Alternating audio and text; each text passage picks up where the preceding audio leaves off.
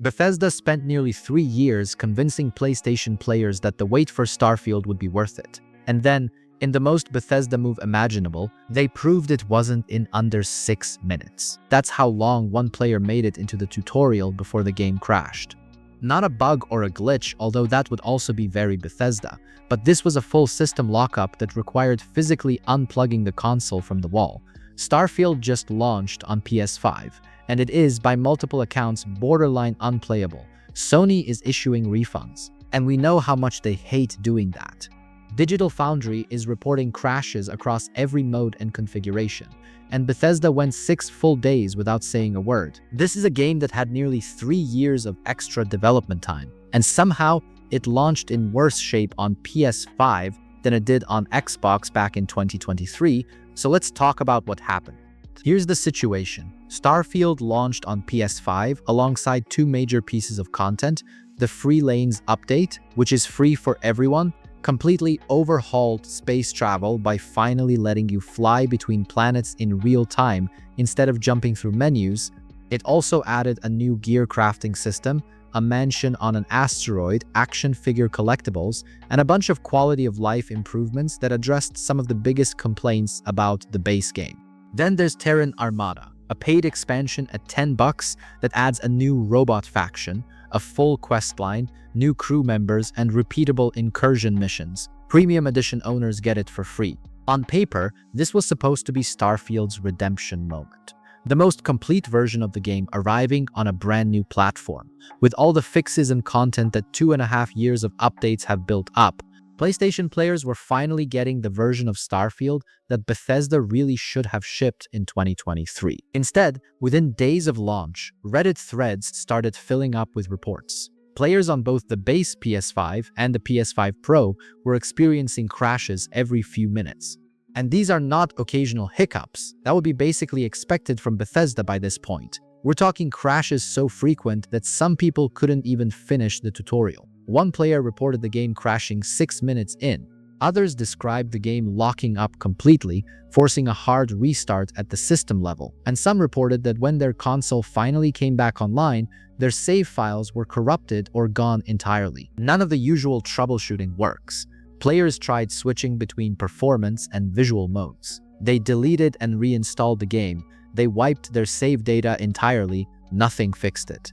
And this isn't just affecting base PS5 owners. PS5 Pro users running enhanced modes are getting hit just as hard, if not harder. Digital Foundry confirmed all of this independently. In their technical review, they noted that both PS5 and PS5 Pro crashed regularly during testing, something that never happened on Xbox at launch. The crashes locked the system completely with no workaround. Okay, let's talk about the refund situation. Now, if you know anything about Sony's refund policy, you know they don't hand money back easily.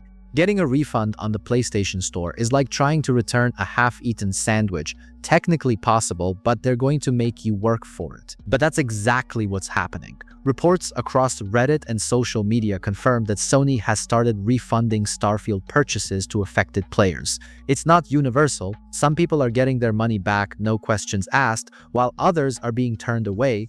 It's inconsistent, and it's nothing like the Cyberpunk 2077 situation, where Sony pulled the game from the store entirely. But the fact that refunds are happening at all tells you how bad things are, especially considering that during the whole Fallout Anniversary Edition fiasco, they were refusing refunds for the most part. And here's the thing that makes this whole situation feel especially insulting. The review copies that outlets received, those apparently worked fine. PlayStation Lifestyle confirmed their reviewer didn't experience crashes on the provided review build, so the version that journalists played to write their reviews and the version that paying customers downloaded are, in some way, different. That's not a great look, so overall, a pretty bleak look. And what was Bethesda's response to all this? For almost a full week after launch, Bethesda said nothing, complete silence while players were dealing with a fundamentally broken product.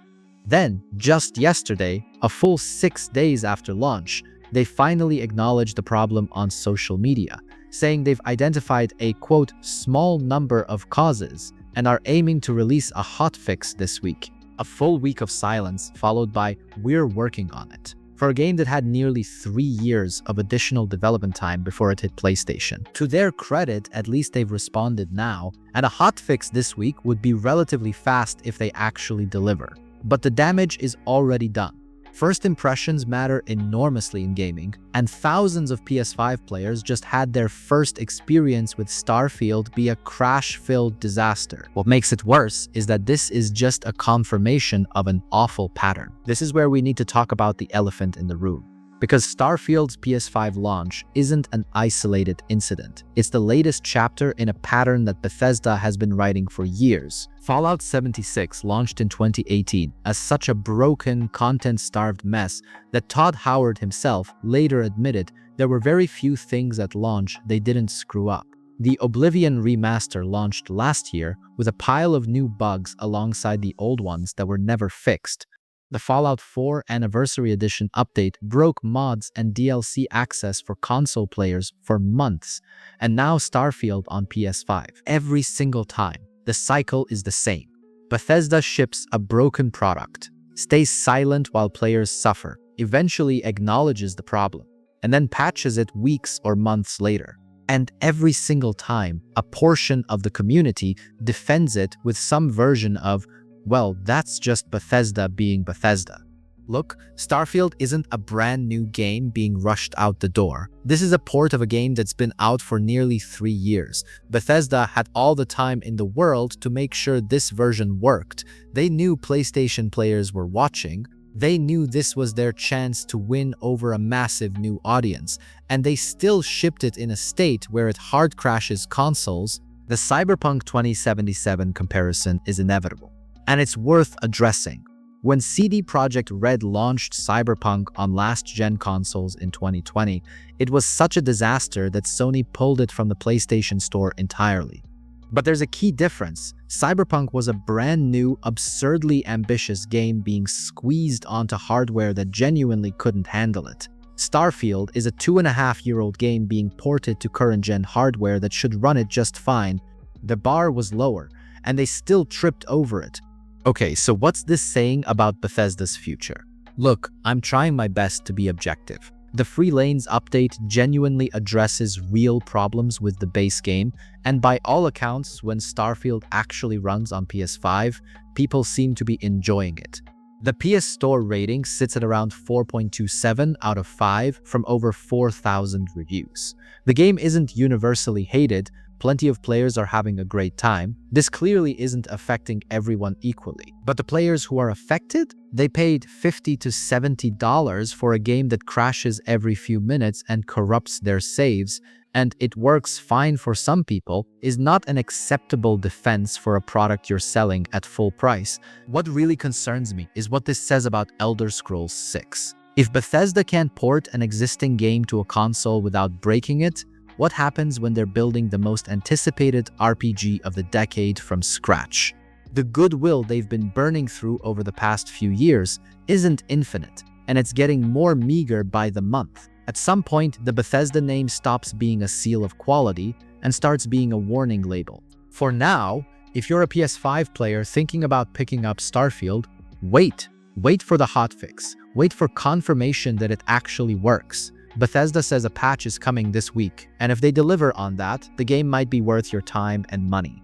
But right now, in its current state, you're rolling the dice on whether your $60 purchase will even function. And if you've already bought it and you're experiencing crashes, contact PlayStation support and push for a refund. Some people are getting them. It's worth a shot. Because in 2026, nearly 3 years after launch, you shouldn't have to hope that a game works. That should be the bare minimum.